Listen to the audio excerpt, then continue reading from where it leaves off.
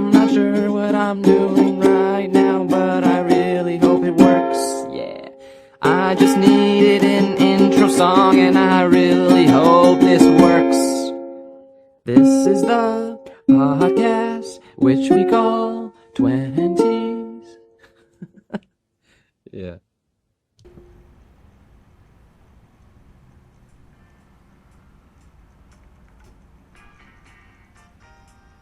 Background music.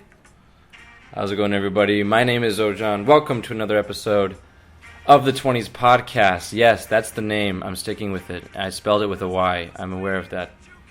Thanks for listening.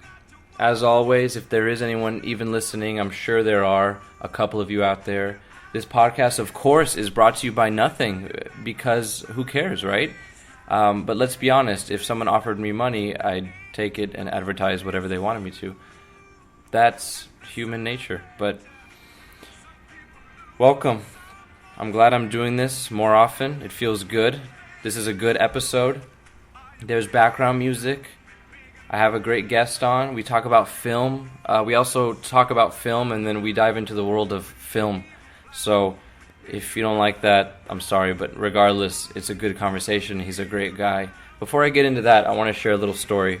I was talking to a friend the other day, and we were having a pretty good conversation, and by the end of the conversation, I finally was able to get him to admit what he's always wanted to do with his life. And he's an accountant who suits up every day and goes to an office building and clocks in and then works in a cubicle, just like in the movies. Those are still real jobs.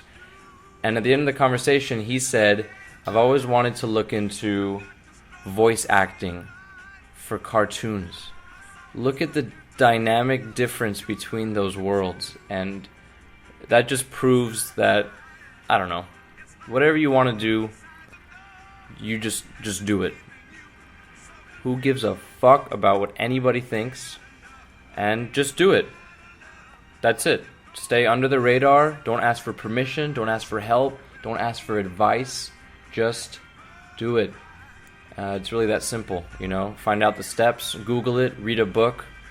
It's not easy, or else, everyone would be doing everything they wanted, but money waters down dreams. So, yeah, I just want to get that out of the way, get the little Tony Robbins bullshit out of the way before we got into the podcast. This is a great episode, like I said.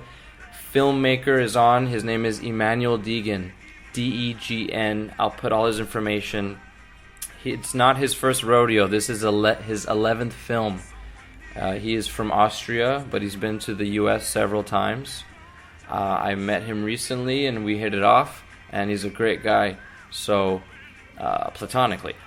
So we talk about film, like I said, and I had the privilege of debuting his 11th film and having the premiere right here in Glendale in my apartment, and it was great. It was a great turnout, and just to show what kind of stuff he does, or to tell you, filmmaker is a broad term. Some people just write films. Not only does this man write his own scripts, he does all his own editing. He's the main actor in the film. He produces the film. He puts up his own money. He directs it. And he even finds the time to score it, which means create the music for it, along with other people that have done the music for it with him, some of his friends. So, unbelievable amount of talent, resilience, and just the patience to do that. I mean, you have to really be driven, and just sort of correlates to the accountant that wants to do voice acting and be, Finding Nemo. So I think that's awesome that someone like Immanuel is doing it, or regardless of the pay or anything else. So I'm going to shut up, and ladies and gentlemen, please enjoy our conversations. Immanuel Degn, everybody. Thank you.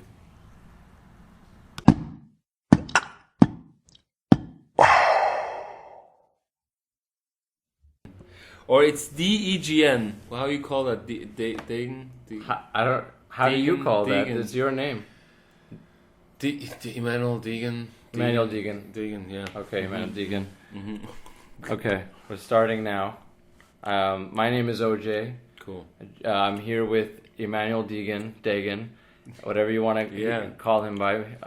In Austria, would say Immanuel Degn. Okay. Okay. And welcome, ladies and gentlemen, to the 20s podcast. Immanuel is a recently met friend. We met through a mutual friend. Yeah. You're actually the second person who this friend has introduced me to. Okay. For this podcast. Right. So she's on a roll. Shout out to Sam. She's great. Sam is Austrian American. Awesome. Very cool. And so are you. Yeah.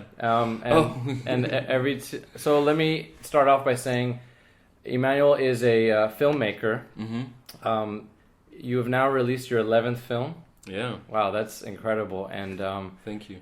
Your 11th film to date, and I had the pleasure of seeing it last week. Right. And I loved it. Thank you, man. I really did. And I told you this before, so I'm not saying it because we're recording. No, right. Thank you, buddy. Thank you. I really appreciate that. Yeah, of course. So you act, you direct, you produce, you write. Mm-hmm. Before you started writing or doing any of these films, which of one of those did you want to do the most? Writing, directing? Okay, I think I started with the age of 8. I started to... 8, yeah. So I'm doing it like for 26 years already. I just had the old GVC camera from my grandfather, the father of my mother. And actually he gave that camera to my mother, but she didn't use it so much. And then I just used it, and I loved it, and I was just outside and I recorded some bushes and just filming anything, trees, whatever came into my mind. At the age of 8, wow. Yeah. I was kicking a ball or being some dumb kid, and you were starting your film career. I feel so unproductive. But, oh my god, no, don't feel that way. I just had really a need to do that. Do you know why? Like, what attracted you to that? Did you watch a lot? I mean, 8 years old is very young. Yeah, it is. Let me see. I think I just went to see my first movie when I was 6 or 7. I think it was Cap and Capper. I don't know. It's like a little fox and a little dog. It's a cartoon. It's a Disney film. Yeah. Yeah, I know. Yeah. Like an orange fox. Yeah. I forget. Like a little dog with long ears. And I can't believe I forgot. But hopefully someone listening is like shouting it out. Exactly. Like, it's this one, you dumbass. Yeah. So that's. But sometimes we're just drawn to things, you know? Some kids go and they'd like to just play basketball for 5 hours a day. Yeah. Your thing was picking up a camera and... Yeah, maybe it was just really like that you can create a different, some world with all these takes you're recording or... Through the lens. Yeah, you can do stuff. You can have a little... something moving, which is the reality, but it's also on camera. It's just to capture some of the reality, this moment or that moment. I think that was something. That was really interesting to me, and so I think that what hooked me or like. Drew you in. Drew me there to do that. Yeah, exactly. Especially at that young age, especially when. We're watching so many Disney movies growing up, and Disney is such a creative universe. Yeah, it is. So it brings out the childlike wonder inside of you. Yeah, it was really interesting at that time to watch all these Disney films. I still sort of want to love them. But today it's a little more for me to really. I really want to see real actors. I really want to see what's really happening. I mean, a Disney film is really sweet and entertaining and loving, and you can it's really cool. It's really not creative and yeah. But I'm not so much into that anymore. Right. You want to see humans, because it's more relatable. Yeah, exactly. You can create more. Some people would. Have you heard of anime? Yeah, sure. It's a big community. They make the Japanese films. Yeah, right. And some people like those films more than the human films because those are sort of adult cartoons. Right. But they say that they can create the same human emotion just by drawing versus, or even more than real life, because the drawing it and imagining it is like more limitless than what an actor can do. Right. I just thought that was interesting. A lot of people bring that up. No, you're right. That's interesting. It's just really to see a human being or somebody who is alive. Yeah. And you can really follow them and see what is gonna happen, what they are up to, what they're gonna do next. I think that's really, really exciting to see that. To see that happening, and I agree. I agree. Yeah. I prefer that. Absolutely. So, if you started filming things when you were 8, would you say consistently? So, when you were 9, 10, 11, you kept filming, or did you just kind of have fun? Like, when did it get serious? When did you know, like, oh, I really want to do this and nothing else? Yeah. At a certain age, I really thought I want to be a cinematographer. I want to do that. What is the job of a cinematographer? You're responsible for all the footage you're filming. You are the guy who talks with the director. A director of photography is the guy who's really working close with the director, and they talk about what would be the best to how would you shoot the scene? Exactly. Gotcha. What would be the best way to shoot that scene, to shoot that take now? Right. Do we want to have some movement or just like steady camera with? And that's an important job. Movement? Yeah. People, when they watch movies, I don't think they pay attention to how important the cinematographer's job is to portray this scene. Yeah. It's really. Yeah. I think it's an underappreciated job in the film industry because people just say, "Oh, the director is the best. He did everything." Well, yeah, but also people, especially in the business, they got really excited. What was like they call him Chivo, like Immanuel Lebetsky, the guy also who filmed The Revenant and Birdman, right, brilliant. And Gravity. He got 3 Oscars in a row, so it's just incredible. That's incredible. It's unbelievable. No other director of photography ever was able to win 3 Oscars in a row, and it's just really amazing what he's doing with all of that. He was also like making some films with what is the other guy? Terrence Malick, I think. Yeah. Okay. Like The New World or some other films. Or Right. Kings of Cops. Yeah. And or brilliant. King of Cops or whatever. He's brilliant. I mean, it's really something really different going on in there, and that's, I think, for people, it's really exciting to watch. It's really long takes and really exciting to watch and really hard even to get them done. I mean, they need some camera grains there, or there's some dolly here, and it's just one movement, and it's still one take. Jeez. But it's really hard to make that, it's really tough. Yeah. Wow, that's a good point. And people don't understand what's going on. It's a lot of rehearsal. Right. I mean, you need a long time to get that done and to prepare for that. Right, I bet. And then with those big budget films, it's probably costing them so much money every minute of set time, especially a movie like The Revenant, which he did, because time is money. They're in the wild. And they were filming almost everything, or I think everything, just with natural light. I mean, maybe I think probably sometimes they used projectors and not reflectors. Mm-hmm. And stuff, but they just used what they had. That's what I heard. Yeah. So if they wanted to shoot a scene during the day, they had to wait for the next morning. Exactly, and then maybe they had just a few minutes to shoot that. That's incredible. Yeah. That's a real filmmaker going deep. Right. And, right. That's also very expensive. It's really expensive. I'm not there yet. But, hey man, one day. One day. Definitely. Maybe. Yeah.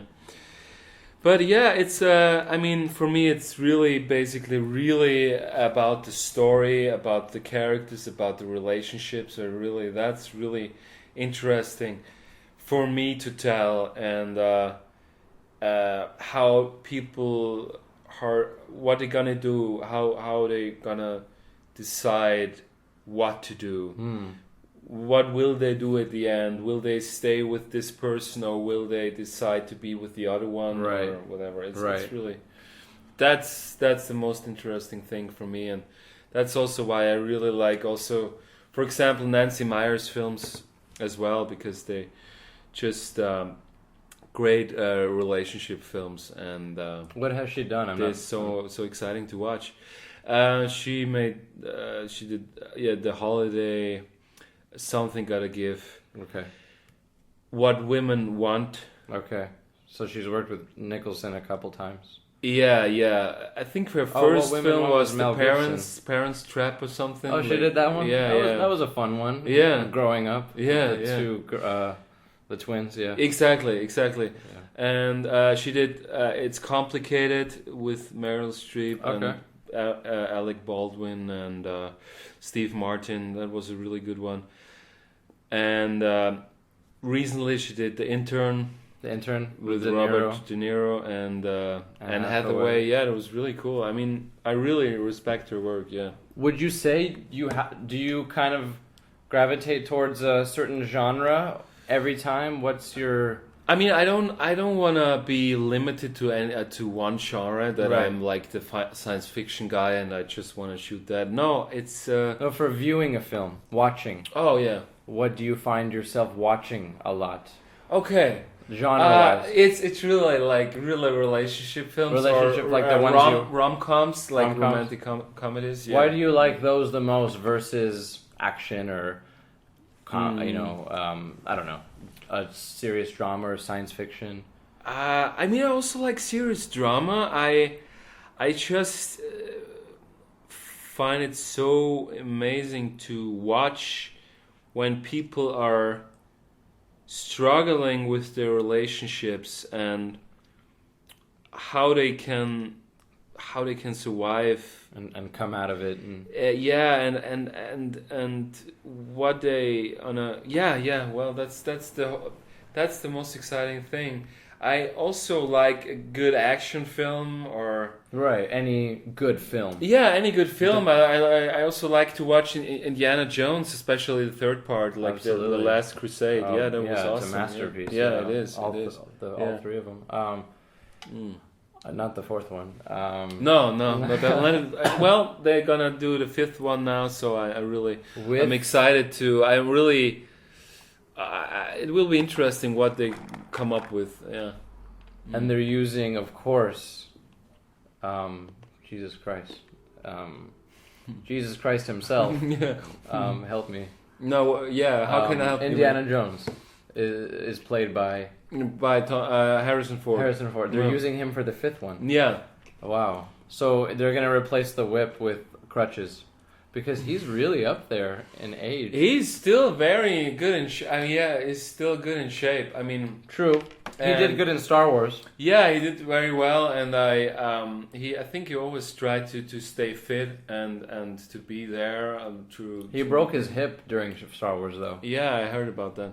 So that's like breaking bones is one thing, but when you break your hip, it's a very elderly bone to break.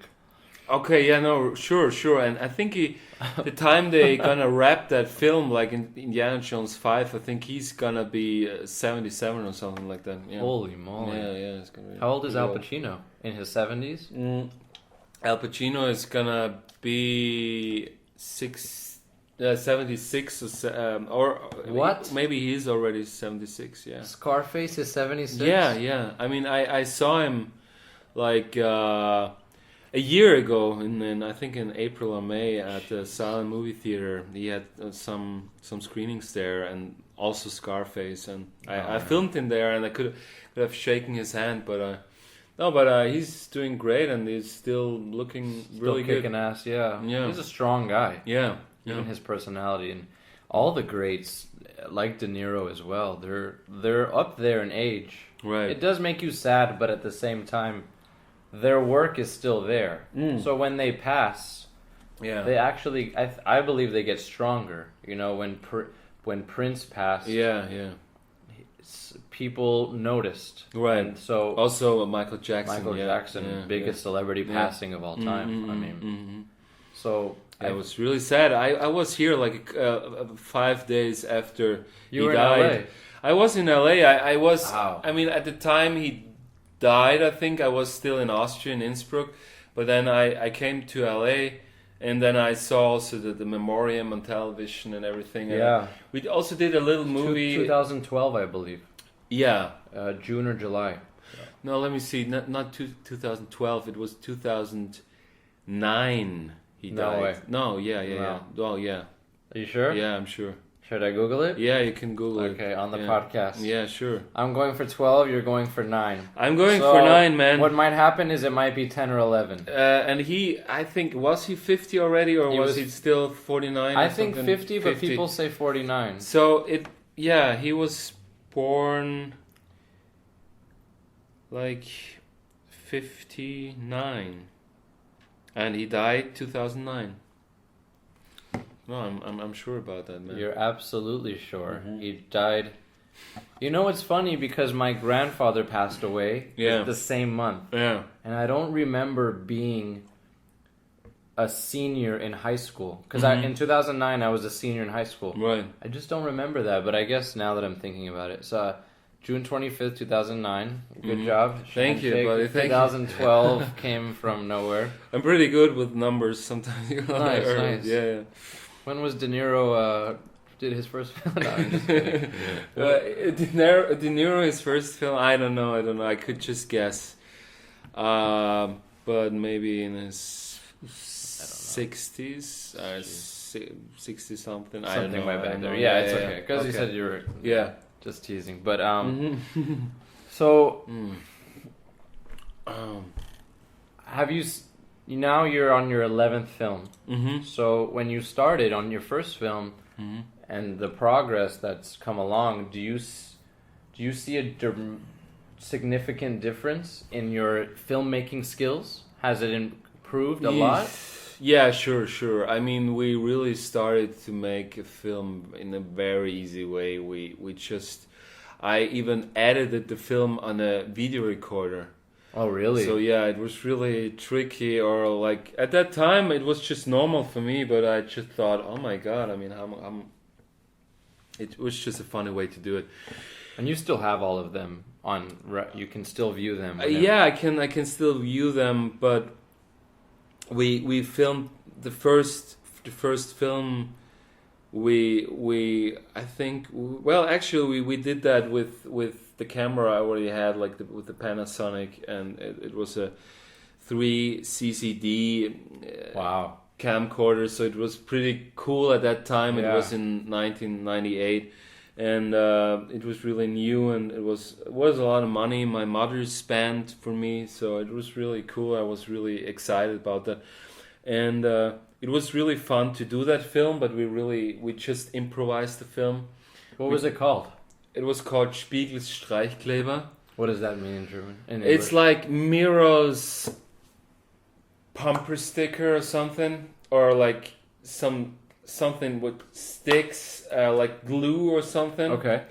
And Spiegel is Miro, Miro? Miro. What is that? A mirror. Oh, a mirror. Okay, A mirror. Sorry. Yeah, That's like marrow, like bone marrow. No. Okay, no. Sticking Sorry. to marrow. How you calling that? Well, I mean, everyone says everything differently, but You say- mirror. Mirror. Yeah. Mirror. Okay, the mirror. I'm sorry. It is an awkward, like, it's more American. Mirror. Okay. There's another word called rural, and that's just, just fuck those words sometimes and pronouncing them. Right. But okay, so like sticking to a mirror. What did you mean by that? Why did you call it that? Because it was actually the characters' names, last names, like Nora Spiegel. Okay. Or Ferdinand Streicher. That's the person's name? Or yeah. Okay. And then the third name was like Streicher. Did you act in this? Kleber, sorry. Kleber. Did you act in this one? Yeah, I acted in that one. Yeah. And I was one of the leading characters in there. Mm-hmm. How many people were involved in your first movie? In my first movie, probably just 5, 6? 7 or 8 or something. 7 or 8, Yeah, okay. yeah. There were some people. One guy I went to my. He was one of my colleagues in my acting school, or like just. Okay. And there was his girlfriend in there. I'm still. Dania, I'm still doing like this improv class with her. Yeah. And a couple other people. Yeah, it was really cool to do that, and it was really fun because every time we just came up with a new idea and we just did it, and we really we came up with the story while we were shooting the film. It was really interesting. That's really cool. And then after doing your first one, did you sort of feel an addiction, like, hey, I want to make another movie now? Oh yeah. Did you shortly after start the other one? Yeah, I was. It was in the second class of my acting school, and in Austria. In Austria, in Innsbruck. Yeah, and I had all these actors, my fellow, how you call that, fellow, like classmates or classmates. They were all there, and they were all into theater, into movies, and I thought I really love Interview with the Vampire. So that's my favorite vampire film, and I thought, oh my god, I also want to do a film like that, sort of. Right. And how can you still want to pull that off? It's You still want to? Sorry to interrupt. Yeah, no, it's all right. I still want to do maybe a second part of that. Yeah, it's like vampire, you mean? Yeah, kind of. Yeah, movie. That's interesting. It would be probably a little with more budget, and it would look a little better today than how we had it back then. Right. It was really cool to do that, but also very low-key, really just everybody like putting their own makeup on and just putting some teeth in there. That's how you would want or it to some be. blood, some fake blood, yeah. Okay, I see. That's the way you would want to do it. That's how we did it. Back then in the acting school. Yeah, I mean we did that beside of the acting school. You filmed? It had nothing to do with the acting school. I asked them if they want to be in the film. I wrote the screenplay and then so we you shot did it. this already, I see. Oh yeah, we did that in 2005. And and you're saying you would like to do it again, but better and a bigger budget. Exactly, better yeah. Quality. Exactly. The second part would be maybe with Count Dracula, or Yeah. No, it's very interesting story. Dracula, and maybe the people they are on the search to find him, to find his grave, and then he resurrects, sort of, or whatever. Yeah, well, right. No, yeah, something like that. Something like that, and a million other ideas. Involved. Yeah, right. No, that's awesome. I hope it comes to life and you make that. Well, yeah, I hope so too. I would definitely watch it. Do you think? Where did you study? What's acting? What's the school? Oh, it's back then it was called Schauspielschule Sachers. It's like the acting school of Sachers. And you say back then it was called. Did it change or did it close down? Yeah, no, it's still there. It's still there. They had some conflicts there, big problems. Okay. I don't want to talk too much about it, but just some people left, and the director, she still stayed, and they had big issues. It was complicated. Yeah, it was really complicated. We can leave it at that. Yeah, so it's not there anymore. That's because I wanted to talk about you, not the school. Now it's Schauspielschule Innsbruck, acting school of Innsbruck. Gotcha. Oh, okay, yeah. So it's still hanging out there. Yeah. So the reason I brought that up is you went to acting school. Do you think it helped a lot? Are you glad you went through acting school? Because some people don't like to go through school when making films. Right. No, I liked that a lot, and that was really exciting for me to go there, because I think I learned a lot. Okay. When I first decided to become an actor, because I always was behind the camera, and I thought, okay, now that's it. And then one day I thought, I also want to do something in front of the camera. Right. And then I also saw The Mask with Jim Carrey, and I know you're a huge Jim Carrey fan, right? Yeah. So I was really I was amazed by his acting, and I tried to do some impersonation some impressions of him. Impressions of him. Can you do any? No, it's really... Are you sure? I don't know. Now's the chance. Now is the chance. Wow. Can you do any Jim Carrey impression? Or... Oh my god. How about this? Let's make it easier. Can you do any... What is your best impression of any actor? Or actress? Or animal? Or... Well, I don't know. If you feel... Maybe we should stop the recording. I know. It's hard. No, there's no way. Let me see. How about you think about it and we talk about something else? Yeah, okay. But think about it in the back burner. I wanted to talk to you about there's this idea in what I've heard in LA in the film scene. Yeah. There's a lot of people that don't like to go to school to learn filmmaking. Yeah. Because they think that if you go to school and learn how to make a film or learn how to be a writer, actor, you have to follow a certain guideline.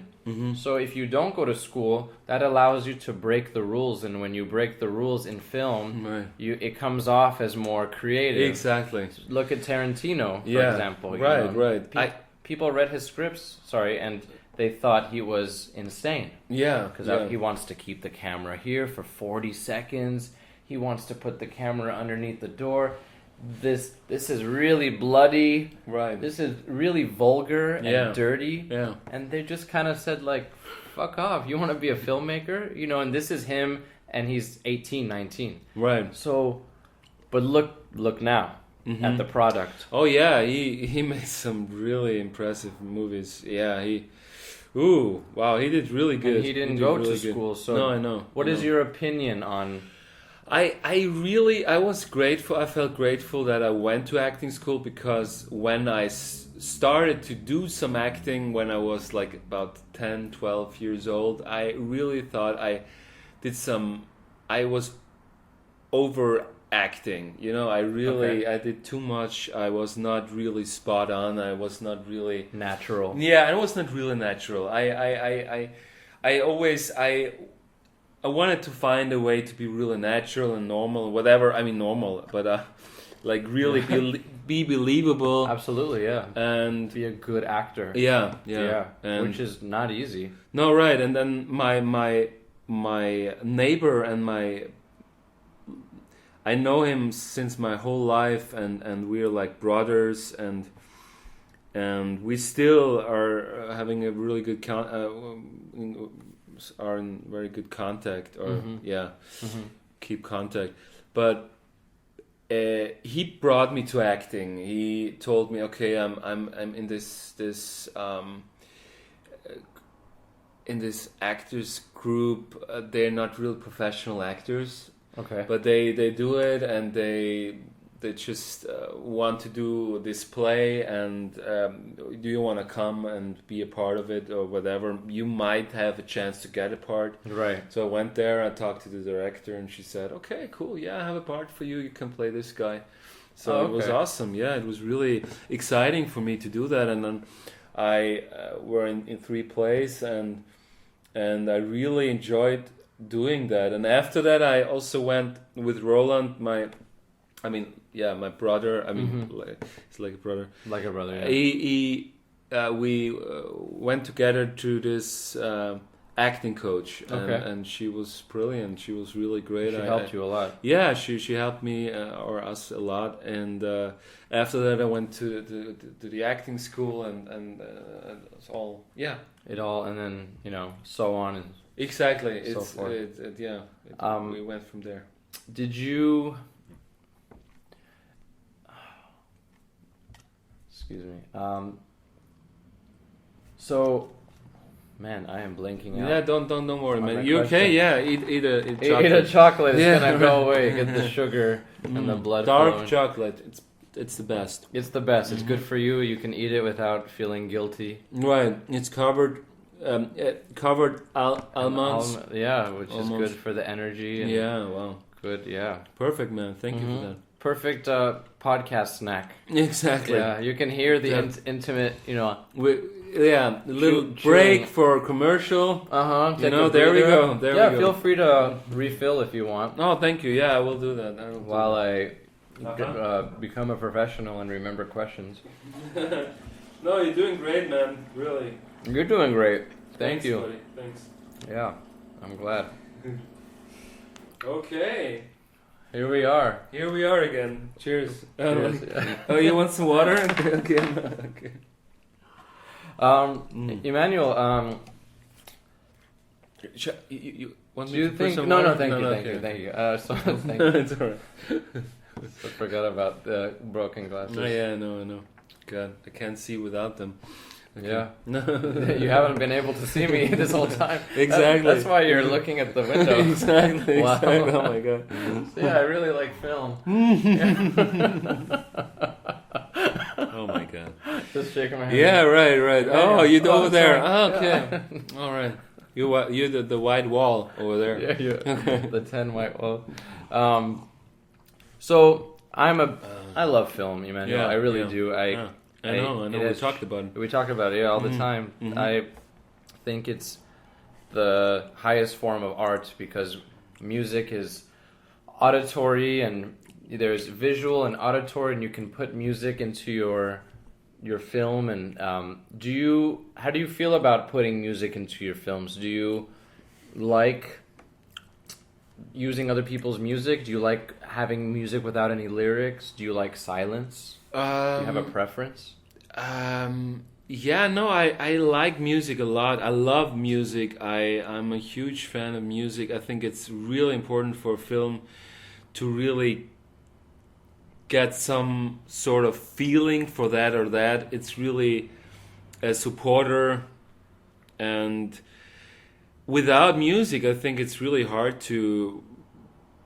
I mean, of course, there are movies like they totally work with hardly any music in there. Yeah. But if you can support your film with a really nice tone of music, I mean, if you can put something in there which is really great for that scene, then do it. And if it works, it's brilliant. Yeah, it's I mean, brilliant, some yeah. people put it together.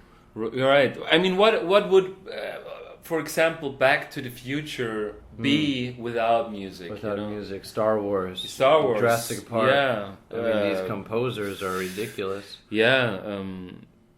You're right. Gump. What would it be? If you watch E.T., if you watch anything, Star Wars, and just even Interstellar, and you just mute it. And you watch it. Yeah. Isn't crazy how visually you're gonna get the whole film, but you will not feel as you would feel if you just turn the audio on. Right. like it's the combination of audio and video and the way it captures you. Right. It's you need the music.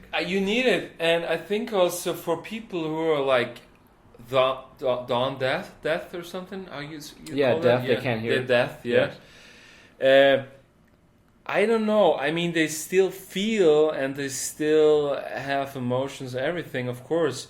But I think, I mean, we don't have ears or eyes for nothing. I mean, we need them to relate on things and to really feel stuff and whatever. Yeah. It's of course your mind still, if you would be blind and deaf, it probably you feel, of course you're still feeling Your emotions, but I think they would be a little bit limited because Absolutely. you don't hear or you don't see. Right. That's very interesting. Yeah. It would be limited because let's say if you feel happy or sad, it won't be as vivid because like you said, you're going to hit a glass ceiling. Right.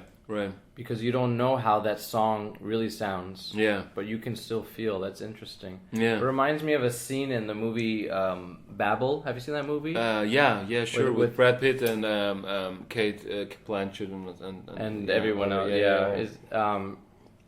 I love that movie. And me too. It was also a film by the director who did The Revenant and Suone Ironatu. Oh my God! Yeah, wow. Yeah. I didn't know that. I forgot about that. Yeah. There's a scene in the movie. The Japanese girl, she's deaf. Yeah. And she goes to a concert or a rave, and kind of speaks to what we're talking about. Because she's in this nightclub with flashing lights and a DJ, right? But she can't hear. Yeah, right. And the camera turns off, and it goes into her perspective. Yeah. So I think it's one of the most interesting. You don't hear any music, right? But you see flashlights. Yeah. Boom, boom. And she doesn't really know how to dance to the rhythm, but she can probably feel the bass. Yeah. So I just thought that was very, very interesting to bring the viewer into her world. Yeah, totally. Yeah, absolutely. Yeah. So for me, to go back to your question, I mean, to really answer your question about music, for me, I started also to make some music or to compose a little pretty early on. At the first film, I just used some stuff from other movies because we had a little screening and it was not really like everybody would see it, and I used some stuff, for example, from The Panic Room or whatever, Forrest Gump and stuff.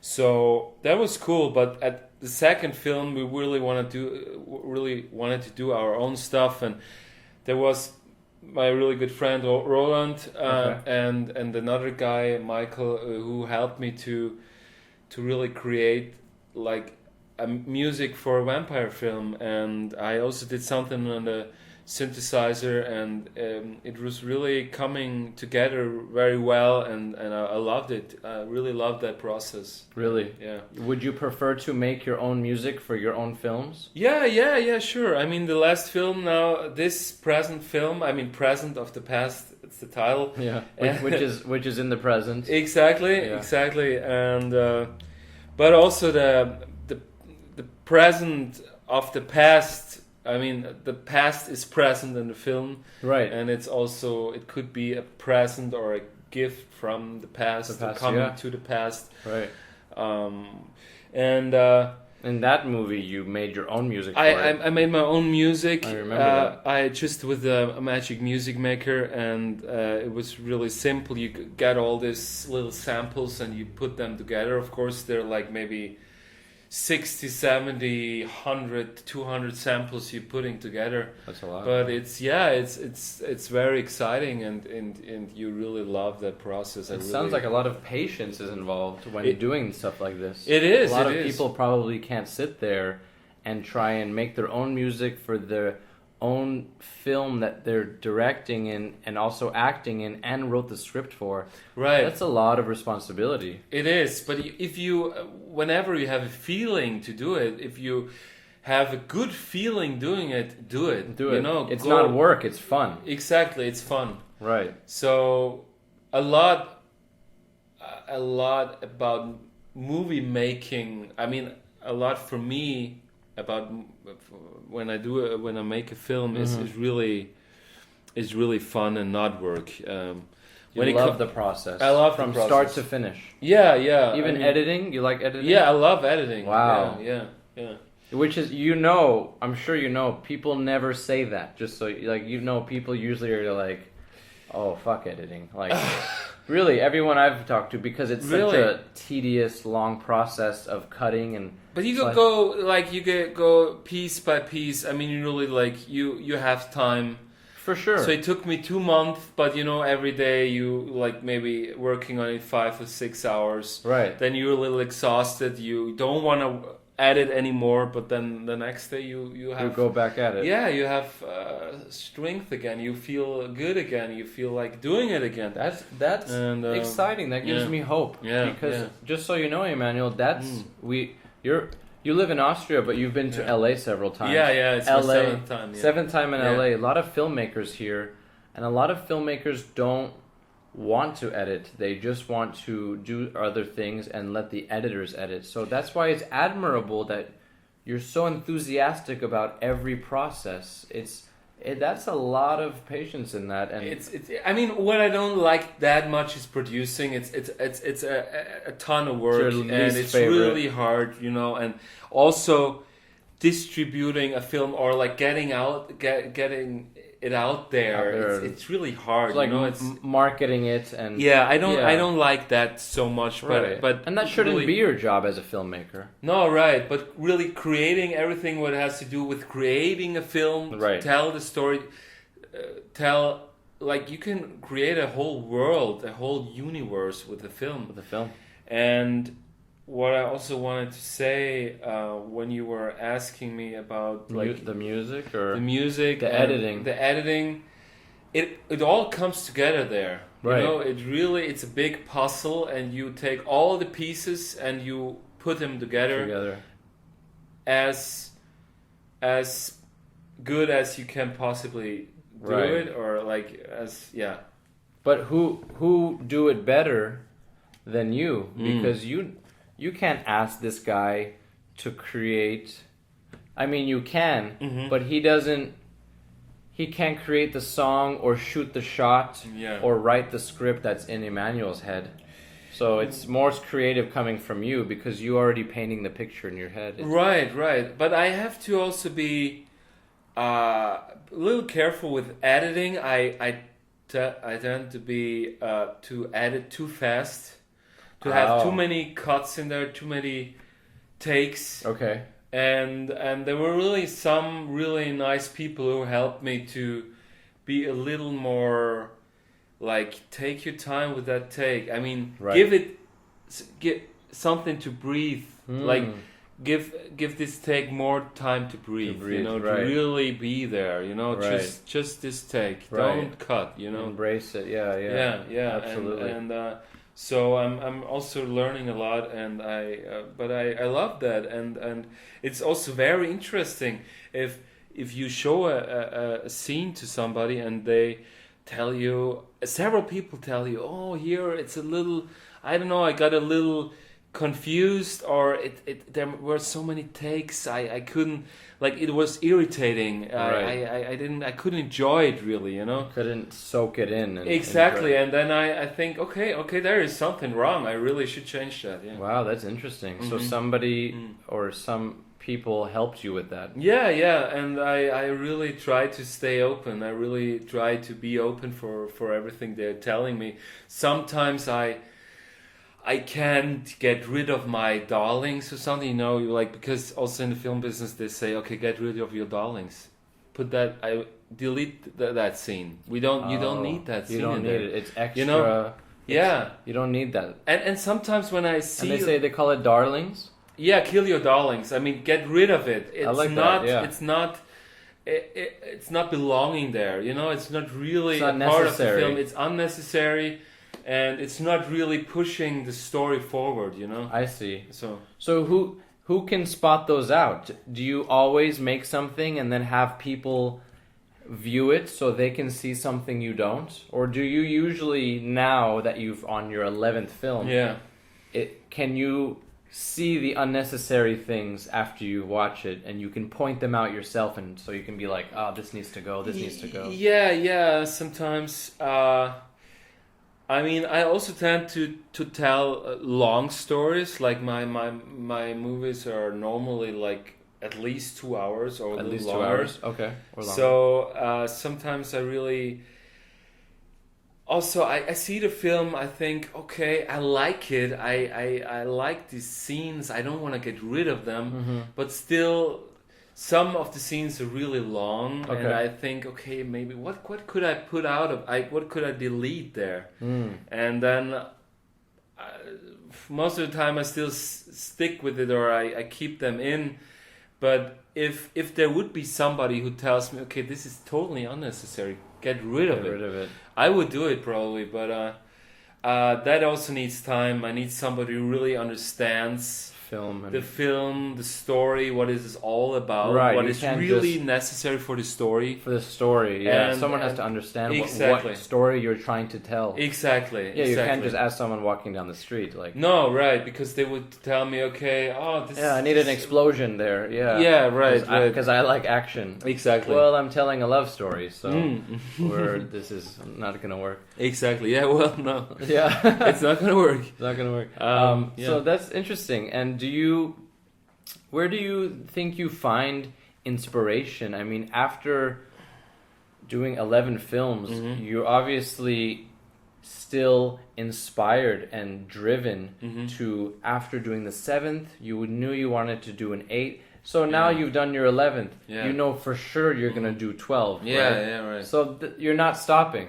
No, I will never stop. That's interesting. I really love it. What keeps you going? That's my destiny. I mean, that's why what I love to do in my life, and that's really really exciting. I could not imagine doing anything other than making films or being a film, acting in a film. I really love that stuff. Really. Yeah. If I don't mean to limit your range, but if you could. If you had, excuse me. It's all right. If you had the option to professionally and very successfully on a high platform do one category, what would you choose as far as the film industry? Would you go down the acting route? Yeah, acting. Acting. Over directing. Yeah. Yeah, directing is really also really interesting, but to be a character, to be somebody else, to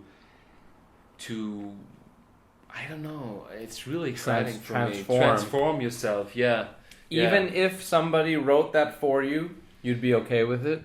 It's not totally. Yeah. I would love to do that. I did a couple of times, not that often, because I did my projects and I wrote an appealing character for myself. Wow. That I could play a good part and something what is not just like not just saying 3 or 4 lines, right? Where I really could like show something to show people, something and build the character. Yeah, exactly. That's phenomenal. Yeah, absolutely. So because you have so much love and passion for film, that's what keeps you going. Yeah, that's what keeps you wanting more. Right. Yeah. Right. I mean, I think there are always stories out there. Right. And I'm not happy when Hollywood is sort of doing remakes all the time. I agree. Sometimes the story really works very well, and they think, "Oh my God, let's make money with that again." It could work so good these days. But I think it's really creative if you really come up with a totally new story. Absolutely. And you can surprise the people on a new level. No, I'm a big, you know, when they do remakes or they do sequels, like 15 or 20 years later, it really throws you off. It is probably mostly about money. Yeah. And the technology is better, so they're able to tell the story. Right, maybe better graphics and maybe sometimes it works even better with the remake. Maybe the remake is gonna be a better film. Maybe I can't think of any. Can you? No, not really. Yeah, it's pretty hard to tell. To do that, yeah, there are some out there. There are some out there, yeah, very few. Mm-hmm. But there are some, you're right. But usually it just becomes... There are some of the classics. Yeah. Such as, like, Ghostbusters. Right. That you probably shouldn't touch. No, you shouldn't touch them. You should leave them in their treasure chest. Exactly, they're perfect. Like they're perfect. They are. You shouldn't touch them, yeah. Because then now when you see the new Ghostbusters or a new, remake... Yeah. It sort of makes you remember the old one, and now it's blurry. And, no, sure, yeah. And also when it comes to sequels, also if they were about to plan a film with the late Robin Williams, I loved him. He was a really amazing human being and a great actor. He was, yeah. But to make Mrs. Doubtfire 2, I think that it would... Did they do that? They planned to do it, but I think it wouldn't make any sense because I think it really... This story told everything you can tell. There's nothing else to tell. There is nothing else to come back in that suit, I mean in that costume and this mask. I don't know, it was so touching the first time and people loved it and can relate on it so well. Don't touch that again. Don't touch that. Don't like Forrest Gump. Yeah. You did everything. You told the story. Yeah.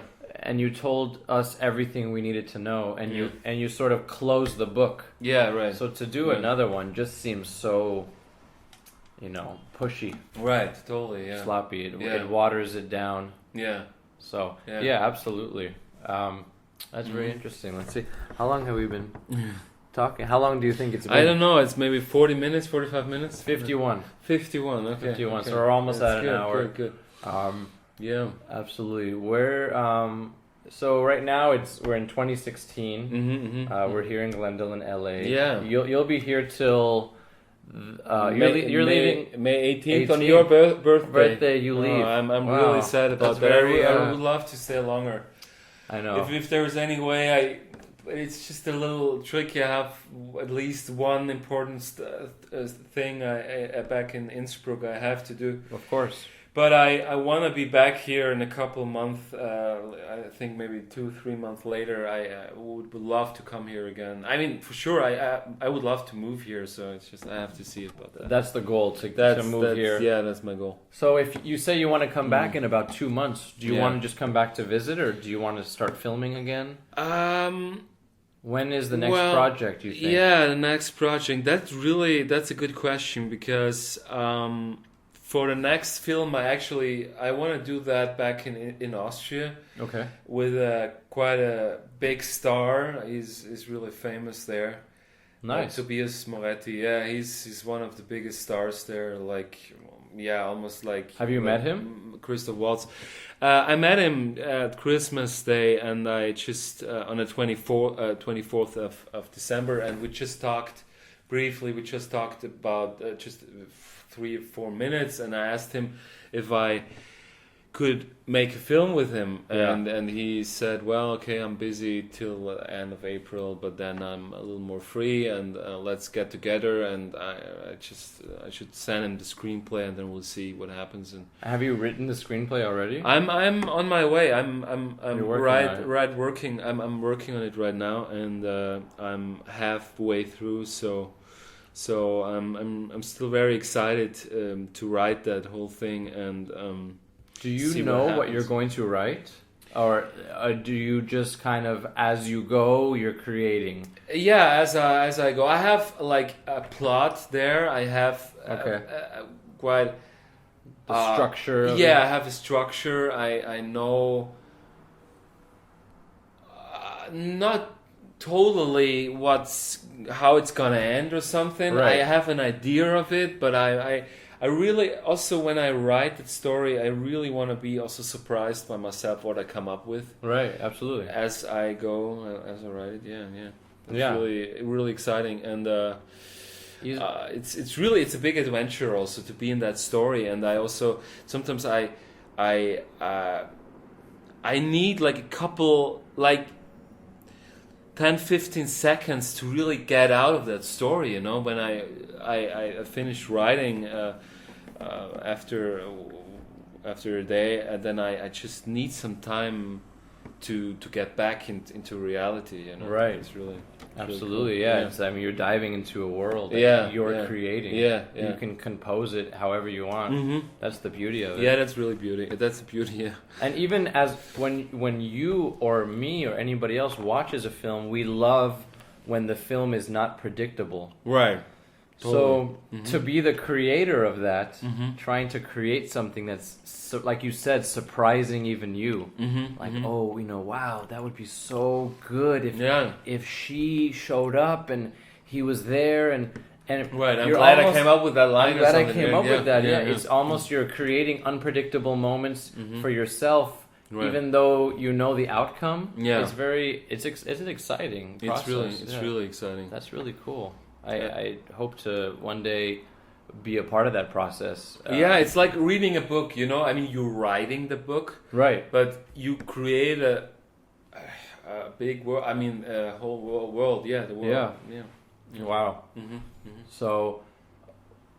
So you create. So you have a structure and you have a plot, Yeah. and you know how it's kind of gonna start and continue and end. Right. But creatively, on the spot, you create the detailed moments. Is when you're usually just creating, like you said in this film, the script you're writing, you're halfway done. Yeah. You're still honing out all the details Right. Right. as you go. Yeah, right. And you know, you always are looking for the best outcome for the sure. scene, you know. Uh-huh. You really want to achieve the best for that scene or this, and it should be just really exciting for the audience, yeah. Do you spend a lot of times on each scene, or do you move pretty quickly? I move pretty quickly, but sometimes I just, you know, I write a line and I'm thinking, okay, what's gonna happen next? How is gonna react on that, you know? Yeah.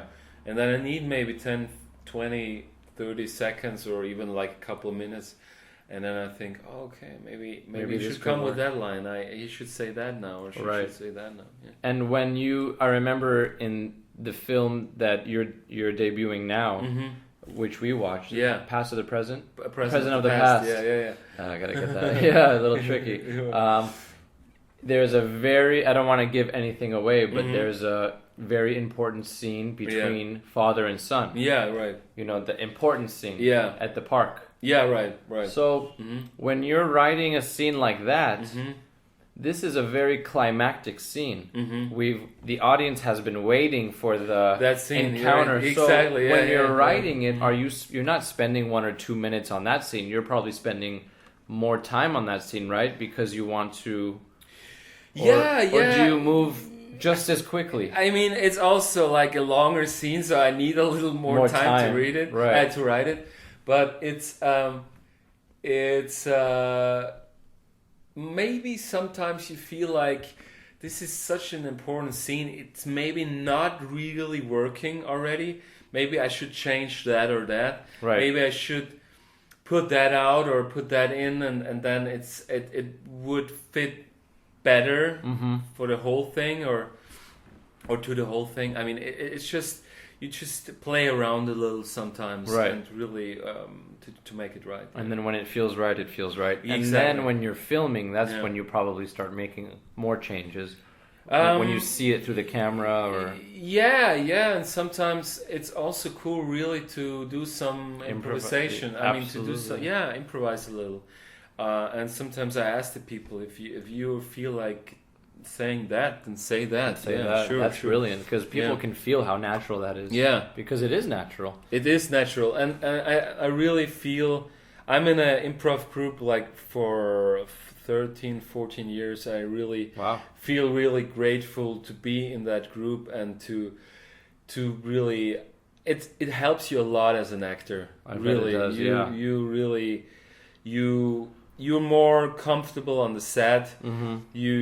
Because you know, okay, I gonna come up with something, you know. I won't stuck, you know. I won't be like just limited or something, you know, right, like right, just, within my range. Yeah. That's true, because if you're just following the script, I think I'm a big fan of comedy. The best comedies are when it's off, the top. If the scene is about Seth Rogen and Bill Hader and they're talking about smoking a joint, they can go by the script, but if they do something natural, that's way more funny. Yeah, Because and you can feel that it's so fresh. It just happened. It's happened. It's very authentic and it's very organic. Yeah, absolutely. I'm a big believer of that. So and it's also great if it's not like it's not made up. It's not they don't want you to like haha. It's just. I mean, I think a good comedy is really when it's just the situation. It's just a funny situation. They try not to be funny. Yeah. They are totally serious about the whole thing. Right, yeah. And and that's the funny stuff. Yeah. Yeah, that is the funny stuff when they're not trying to be funny. Right, I love that film Coming to America. Eddie Murphy, I think it's the best film with him. Hilarious. And Arsenio Hall and that's James true because they're not trying to be Johnson. funny. Exactly. I mean, they are funny characters in there. I mean, they're goofy. They're a little goofy, silly, and it's just how they are dressed or how just how their character is, but really it's the situation and they're not trying to make the Americans laugh. No, they're just being themselves. Exactly. Yeah. But you're right. It makes it funny because they're trying. Yeah, it's a very good point. Yeah, that's very true. Right. And it's just really also the film is really touching and really romantic. I love that. It's really all coming together, and it's so exciting to watch them and to see what happens next. Yeah, that's a great film. And Eddie Murphy is an iconic comedian. He is. I think I'm a big fan. But back then, I think he was a little funnier. I don't see him that often anymore. No, he films, sort of disappeared. Yeah. I think he's kind of out of it. Well, but he's there forever. I mean, he made it. He's a legend. He's a legend. He's immortal in that way. Yeah. So, as someone who's in the film, I hate to ask you such generic questions, and so before this podcast, before this episode, I had somebody else on who was a writer. Okay, cool. And I asked him, what's your favorite book? Or what book do you recommend most to people? And he couldn't answer because there's too many. Right. He thought it wouldn't be fair to narrow it down to one book. Right. So that was his way of looking at it. Do you have, I mean, it's such a 7-year-old question, but let's be honest, do you have a favorite movie? I think I can just answer it like this. My favorite movie theater experience was Titanic. That's a great way of answering it. Yeah, that was favorite movie theater experience. It was really the most thrilling film I ever saw on the big screen. On the big screen. But I have a lot of films which I love. I really like that answer. Titanic it's now people just say, "Oh, Titanic," DiCaprio. But when it was released, I mean, James Cameron made history. Yeah. And no one has ever seen that dramatic of a movie and the love story and the true story of the ship falling and I mean, he knows exactly what he's doing because he was very successful with both of the Terminator films. Oh my goodness, yeah. He was almost already a huge star, a big star, and Avatar. And he knows how to tell stories. He just really knows what he's doing. Also, True Lies was great, and Avatar, as you said, and they're I mean, he really pushed the envelope, he really wanted to go. He was on that level, and then he wanted to get on the next level, and he was also with Titanic and Avatar, he did the most successful film ever, and then he even He beat his own record. On record, and that's unbelievable. It's really unbelievable. Like you said, he pushed the envelope. Yeah, But you're right. He's a different kind of beast when it comes to directing. I mean, we have Nolan and Tarantino, and they're also very successful. I mean, Ridley Scott and But James is unbelievable compared to the other guys because, I mean, rumor has it, and it's probably true knowing him. He wrote Avatar a long time ago, but didn't want to film it. Right, it was not. They were not there yet with the technology. Was not able to. No, it was just the computer effects, the CGI effects, was just not there. Yeah, not there. He wanted it to. He wanted to portray it perfectly, like it was in his mind. Yeah, right. So he was willing to wait until when it was released, 2010, 11. No, I think before that, Avatar. I mean, there is just one part, right? There's just one. I mean, there's just one, and no, it was maybe like that, something like that. Incredible for the time. But I think it was in his mind already, like 10, 15 years ago. Before that. Before that, which is unbelievable. Yeah. So I like that. Favorite movie theater experience was Titanic. That was great. I went there, and I this was also my record, like going to see the same film over and over again in the movie theater. How many times did you see it? Six times. Yeah. 6 times. Wow. 3 times I saw it in German, 3 times in English. Yeah. So the first time you saw it was in German. Probably, but then I also I had the possibility to see it in English, and I also fell in love with Kate Winslet. So everyone. Well, movie. I thought, oh my god, I have to see her again. I have to be there with her. Right, you really do fall in love with the character. And that's 6 times is a lot. I saw it. I was younger. So when was the movie released? 1997. 1997. Yeah. So I was 6 years old, but I was 15. Yeah. Well. But I saw it with my mom. And she went back 3 times. Oh yeah, and she took me each time. Nice. Because I was 6 years old and she's not going to leave me at home. No, but right, I remember the impact it had on me. I mean, I was such a kid and seeing even the nude scene, the ship crashing. It was a lot for me to take in, and it took me into a different world.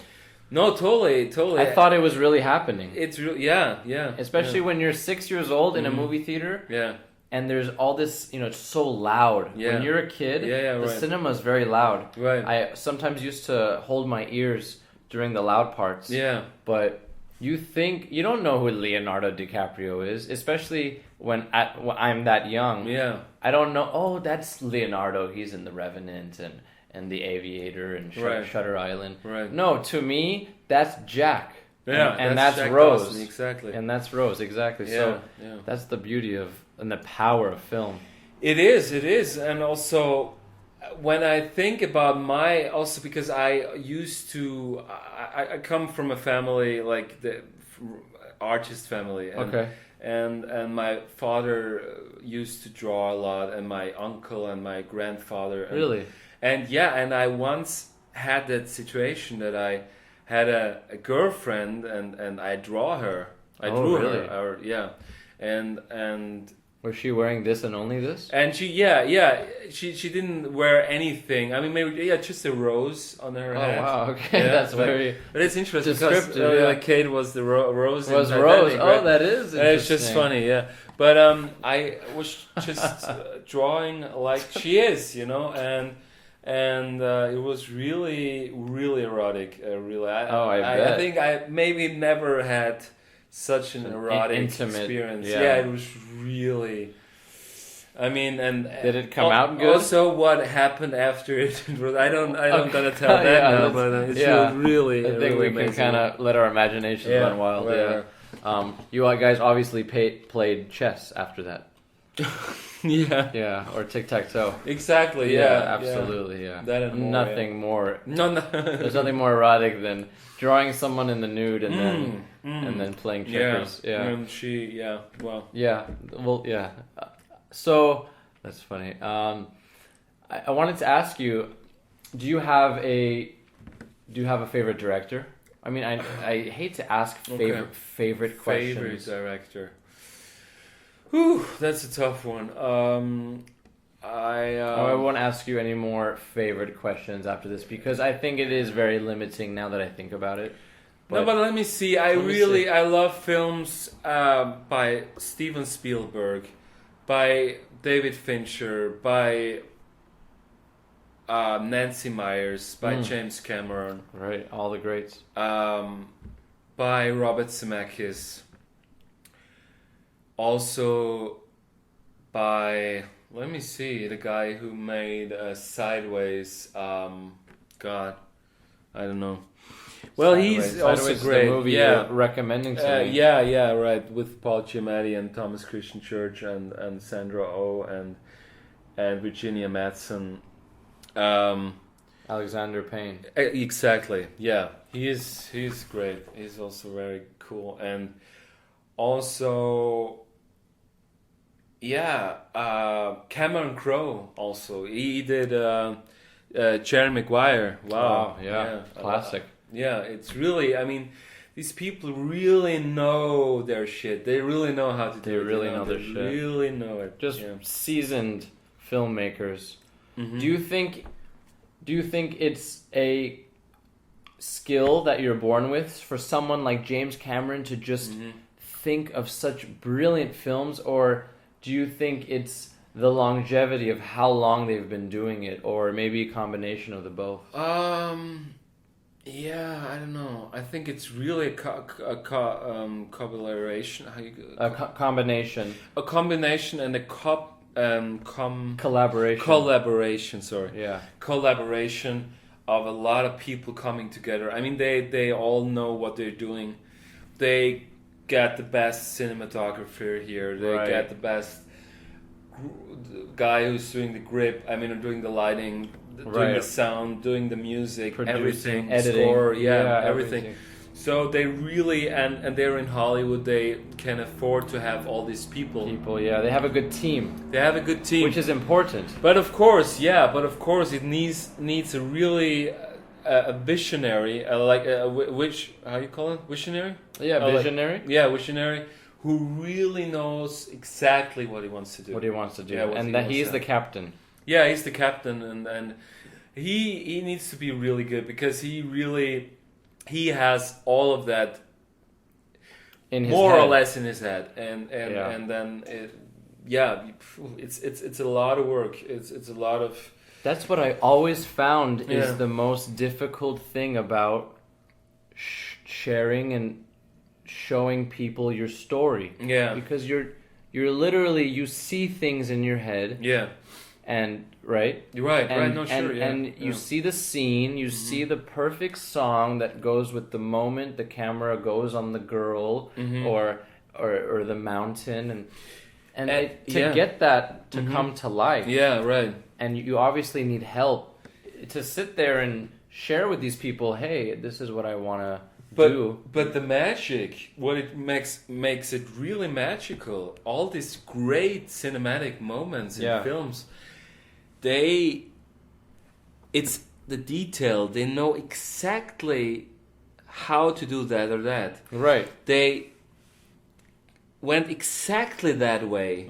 Because if you just would tell it a little different, it maybe not would have the same impact on people. Right, it could go a long way. So they are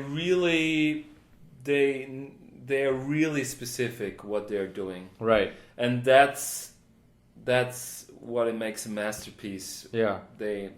That's what it makes a masterpiece. I agree. That's what gives me sort of that, that it makes all the hairs on my body rise. Yeah, you okay? No, I'm good. That's gonna make the No, I'm saying that scene will make somebody get that rush or that, at least for me, maybe it impacts No, right. It's all.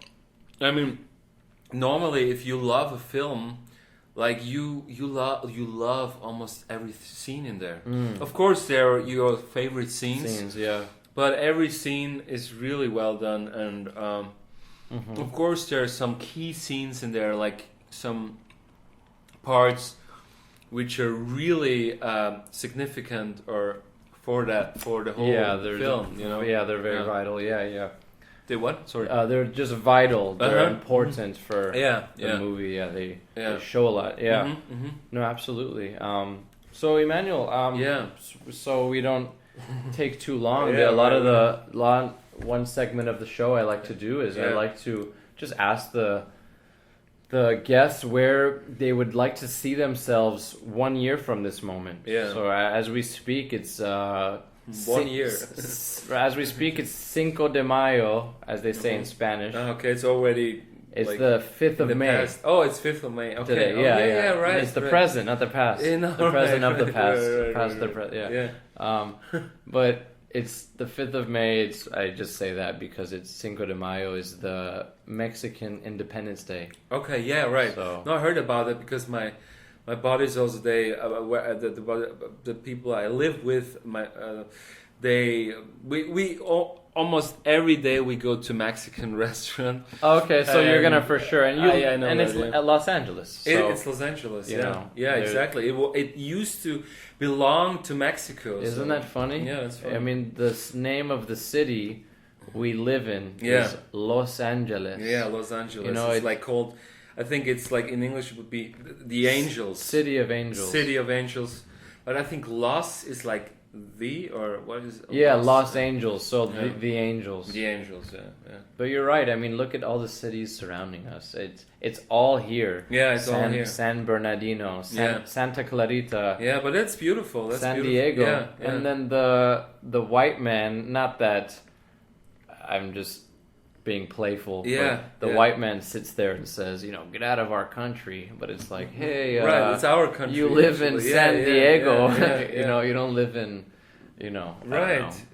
hot dog city. So it's you live in Los Angeles, and you're trying to tell a certain ethnicity to get out of the name is called. It's just funny. Yeah, no, sure. But that's great also when all the cultures coming together, like in Babel, or that's actually the story in Babel, that everybody can be together. Everybody could relate to each other. Yeah, they could really understand each other. If you're listening and you try to understand everybody in the world, right? We could get along very well. And it's just really sad that some people in the world think so different. That's true. Yeah, you're right. At the end of the day, there's a language barrier, but we feel the same emotions. Yeah, when you're sad, I can be sad. Exactly. So that's the beauty of that movie, Babel. If anyone's listening and hasn't watched it, I highly recommend watching it. Oh no, sure. Yeah, it's really a beautiful film. I haven't seen it for a while, but or since a while. Yeah, it's. Yeah, it's powerful. It's really powerful. It's similar to Crash, but different. Have you seen Crash? Yeah, I've seen Crash. Just the idea of different lives, all right. sort of connecting in a way. Right. Or Cloud Atlas is another one. Yeah, it was. Yeah, I like that one too. Yeah, it was interesting. It was heavy. It was. Yeah, three directors coming together and making a film. Yeah, that's cool. That's a creative clash. Yeah, it is. But to come back to your question also. Where I see myself in a year, it's pretty hard to see me. I mean, I don't know where I could be in a year. Where would you like to be? You'd like to be living in Los Angeles. I would like to live in Los Angeles, and I also would like chocolate. Chocolate, exactly. That's the main priority. Mandatory, yeah. What? It's mandatory. It's like you said. It's the priority in a year. Exactly. It gives me like. But dark chocolate. My brain food. Dark chocolate. Not the other stuff, because it's like you said. It gives you pimples. Exactly. Yeah. You don't want that in a year. So you don't see any pimples, right? No, I don't. Okay, so you've been good on your drug habit. I with just chocolate. eat dark chocolate. Yeah. So But I would like to have the possibility to live here, and to really get a working visa, a permanent working visa, Working or on your green card, 11th, whatever. on your Yeah, 12th film. on my 12th film. I of course I still want to be here, and I want to be also in Austria. I want to Okay. also still see my friends there or make a movie there. Okay. But I think it would be better to be here most of my time, because I think there is more stuff I can do here than Right. back in Austria. Yeah. That's so I hope that works out. I hope that I can show a present of the past at some film festivals. Very I nice. hope we can do more distributing with the films, or Absolutely. with present of the past, or my next project. Your next And, project. yeah, Yeah, that's, I'd say, very, very likely that's going to happen a year or less than now. So Well, yeah, that's something I can imagine to happen. I mean, I think that could happen. Yeah, eventually that could happen. But I mean, I don't know. If you ask me where I want to be in 10, 20 years, well, that's a different story. It's really hard. I mean, there are hundreds of thousand people here who. that's Or interesting that you I say think that. I think there may be 100,000 people who want to work in the film industry. Sort Right. of. I really think that, because LA County has like 16, 17 million people, and there are a lot of people who want to do the same what I want to do. Right. But There's a lot of competition. yeah, there's a lot of competition. But really stay focused. Try to do what you really want to try. And be yourself. Don't pretend to be somebody else. And That's a good attitude, because Yeah. if people hear those numbers, like Yeah. 17 million people in here, LA County, and you take just only Hollywood, yeah. or in LA County or Hollywood, and it's just thousands and Yeah. thousands of people, Yeah. like you said, trying to Yeah. do what you're doing. Yeah. That could discourage someone No, sure. very easily. Sure, Or yeah. do you find yourself easily discouraged when you hear? Because Um, you want to move to LA. Yeah, yeah. Do you think that would affect your? I think I'm always thinking, okay, what is the best? What is my next step? Okay. What is really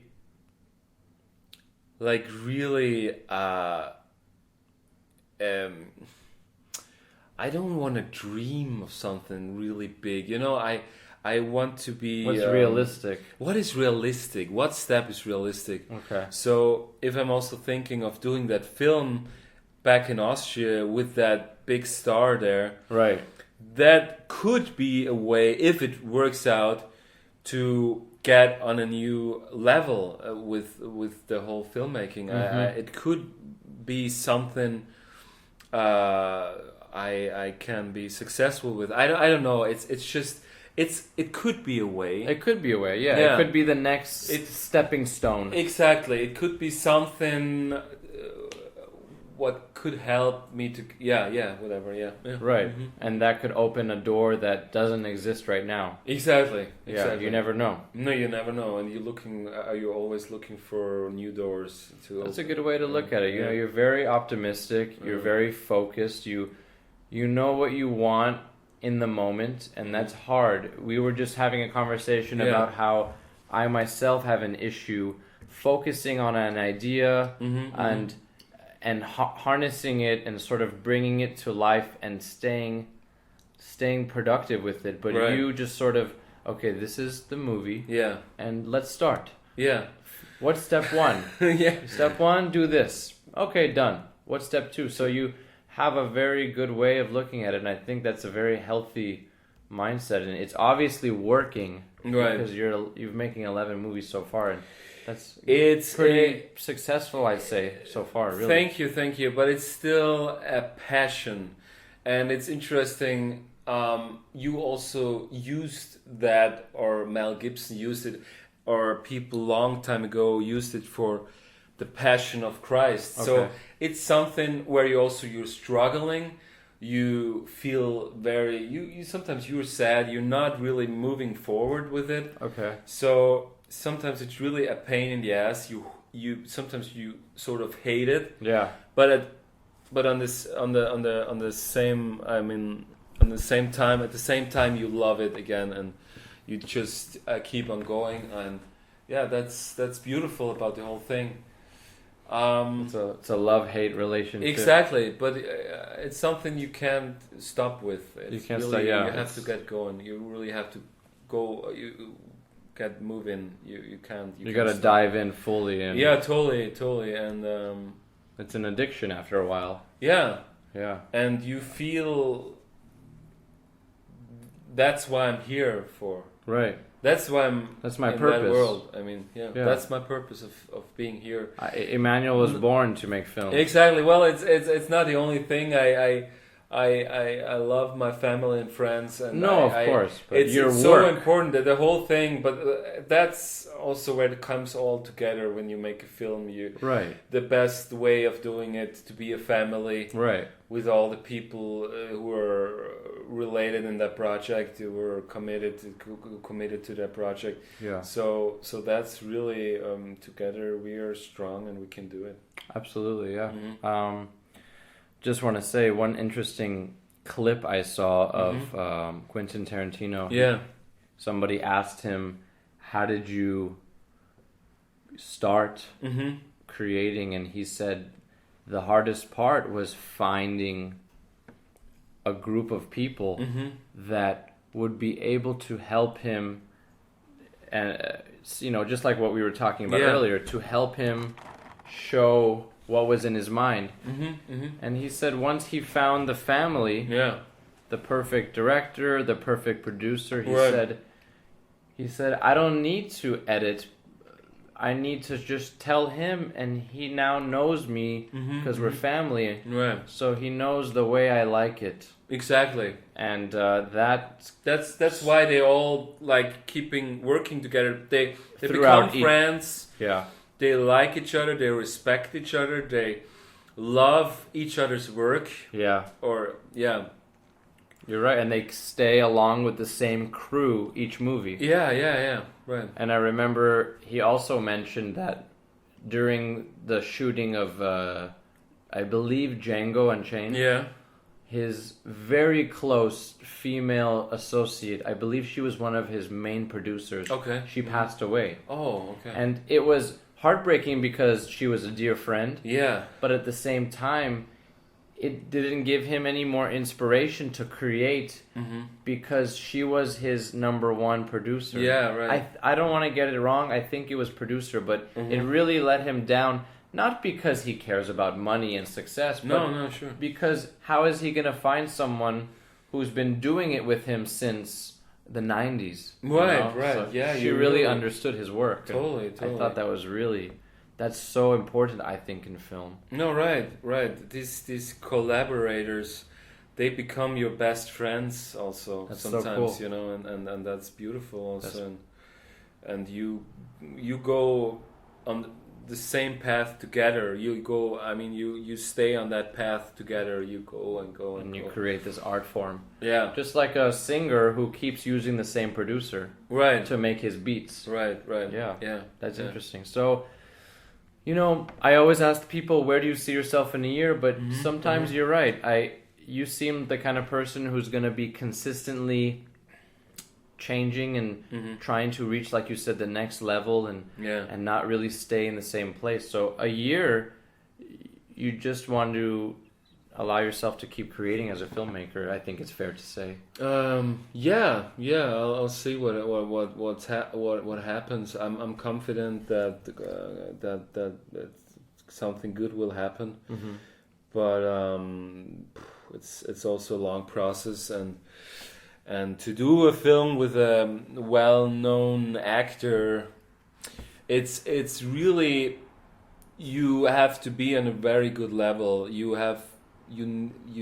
need really to have the best people you can get. Gotta be prepared, and you have to be very prepared. Yeah, because otherwise it's gonna be a show. Yeah, a shit show. It's a no-show. Yeah, right, because he's a professional. Yeah, he's a real professional, and I also want to be that way. So absolutely, and I believe you are, but I respect that you have respect for someone else, and you want to reach some sort of professionalism. Excuse me, to the point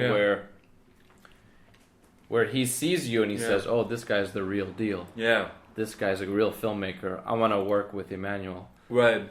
Even if you are newer to the game than him. Sure, yeah. So, and you and as it comes to me, I mean, it's always like feeling I want to do better than before. I want to do it. Yeah, I want to do it better because I grew also. I grew with the last film. I in some way I know how to do it better. Right, absolutely. And you want to improve each time. You want to improve, and it's not always happening. You can't improve yourself. You can't be always better than you used to be. It's just really hard. Right. And people are expecting that, or at least be as good as the last. Right. film. It's a lot of pressure. That's a lot of pressure, and. But it's a challenge that you love to take. Yeah. Yeah. That's fun. Totally. Mm-hmm. Well, Immanuel, I don't know if you'll be on May 5th, 2017 in Los Angeles. I try to. You try to, Yeah. or maybe I'm going to be open enough to come to Austria. Oh, that would be awesome. And maybe Sam will be there at that time. Great. Yeah, no, sure. And I can visit you guys. Yeah, sure, yeah. Stay at my place. Yeah, absolutely. Yeah, crash and... Yeah. So I say that because every year I want to come revisit my guests. So I want to definitely have this conversation again. Cool, I would love to, man. In a year, because there's so much more to talk about in a year. Who knows what you'll be working on, what Immanuel will be thinking of. I think we can really just record this conversation for probably 3 more hours. But yeah, I know. For the sake of time, we will come to a slow end. Yeah. But I want to... Just go ahead. No. I mean, I want to tell you before I'm not gonna say it. You have been a real influence to me here in LA. Well, since I mean, really, the time I met you, and really, and I already consider you as a really good friend of mine. I do too. Yeah. Thank you, as buddy. do I to you, yeah. And I'm really grateful that we got together and we having this conversation now. It's really beautiful. I love that, man. It is beautiful. Thank you for being here in my apartment. And thank you for having me. Yeah, thank you for letting my dog lick you. And he's sleeping now. Right, he's exhausted. He's exhausted. He had a long... 2 human beings like talking all the time. Yeah, he's like, you guys are boring. Yeah, it's who cares about film? I just want to... And he doesn't understand us so well, I think. I mean, some of it maybe he understands. But you're right. He's just like, what are you... blah, blah, blah. Blah. Yeah. Thank you for the kind words, and I'm glad to have met you. Me too. I don't know if it's because we like film. I don't know if it's because we're both born in the month of May. Yeah, no, right. Yeah, like just 2 days apart, and almost I think 10 years apart. But yeah. Right. No, you're right. I think we're really similar in some ways. Yeah, absolutely. Yeah. And I would love to make a film with you. I would really love to. Also, what you came up yesterday with that idea. We should really do something together. I would love that. Yeah. And now it's recorded. So now exactly. so we can really we have to do it now. We have to do it now. We can't just say something. Let's shake hands on it. Where we just shook hands, ladies. You can't see it. Yeah. But so let's come to an end, Immanuel. The way I end this, it's a little bizarre. So just work with me. Yeah. So I want you to revisit this podcast in 365 days. Yeah, cool. I'll absolutely do everything possible. I mean, I will do anything to listen to it. Yeah. Yeah, and when you do, right now, I can, if you're comfortable, I'll stay. If not, I'll leave. I'll just go play with the dog. I want you to speak to the future Immanuel. You can say anything. Hey, Immanuel, how are you? Are you balding? Do you have a girlfriend? Yeah. Or you can say your goals.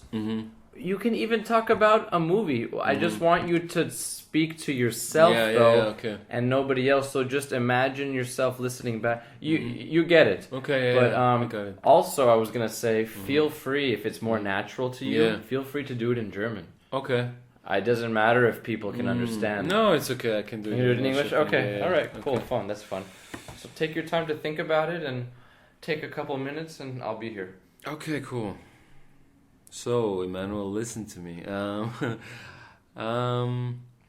I want you to be as confident you can possibly be in a year. Be a little more confident and don't limit yourself. Don't feel limited. And you can do it. I know you can. Don't worry too much about so many things which is happening in your life. I mean, stupid stuff. You spend too much time on thinking about it. You have really great friends, and you're really grateful for that. So be confident that everything goes as you dream of, and it's gonna be great. There is a beautiful future awaiting you, and don't worry. Well, whatever. I don't know what to say. You're gonna make it, man. You're gonna make it. Yeah. Yeah. Good. Wonderful. I like the ending too. Thank you. You are gonna make it, man. Really, because you have heart. That's what they say about fighting. You know, Yeah. I took some fighting classes, some training, and they said skill goes some way. Yeah. Talent brings you a little bit more, but what separates the greats from the people that just kind of coast by is how much heart you have. Yeah. And if you really love something, man, nothing will stop you. Right. So that was really nice. That was Thank you. That was Thank wonderful. you. Yeah. Thanks, buddy. Did it feel a little weird, or was it okay? Yeah, sometimes it was just a little hard to really say that now. Yeah. Because some things is, especially at the end, you will make it. It's not easy to say that to myself. Right. Because I'm struggling with telling that to myself. Of course. Because I don't know, and it's a big question mark, It's just, right. But you believe. Yeah, I believe. Which is good. That's something strong to hold on to. So I'm looking forward to you revisiting that in a year. Great. And then from there we'll do the next year. Right. And then you have a document of your life. I love it, man. Yeah. I loved my first time here, and I will love to come here next year. I'm really looking forward very much to that. Me too, man. Me too. Thank you. Thank you so much for. Thank you, Ojan. Yeah. I mean, we're gonna continue. It was a pleasure. We go on and on. Talk all night. We're just going to stop it here, but thank you for being on the 20s podcast, Immanuel, and I'll definitely.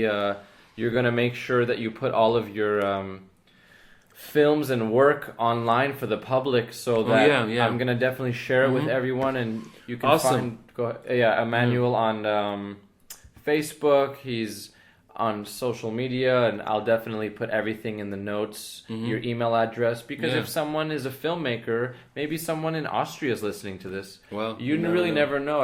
It's not limited to Los Angeles. Right. And they want to reach out to you, or maybe they want to be an actor in your film, So, sure, like give me a call, or like write me an email. Yeah, absolutely. So you never know. Yeah. But thanks for being here, and till next time. Cool. All right. Thank you. Thank you.